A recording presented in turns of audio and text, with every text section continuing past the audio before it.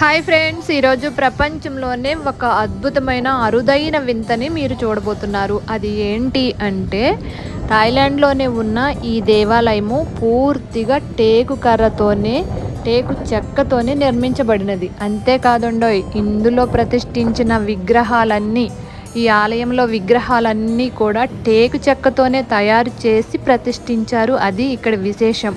అంతేకాకుండా ఆలయం ముందుండే ధ్వజస్తంభం అంటాం మనం, శిఖరం అంటారు. దాని పొడవు వచ్చి ఖచ్చితంగా 105 మీటర్లు ఉంటుందంట.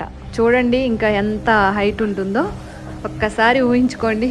ఈ ఆలయంలో ఉన్న వందలాది విగ్రహాలు బ్రహ్మ, విష్ణు, శివుడివి. అన్నీ కూడా టేకు చెక్కతోనే తయారు చేయడం ఇక్కడ విశేషం.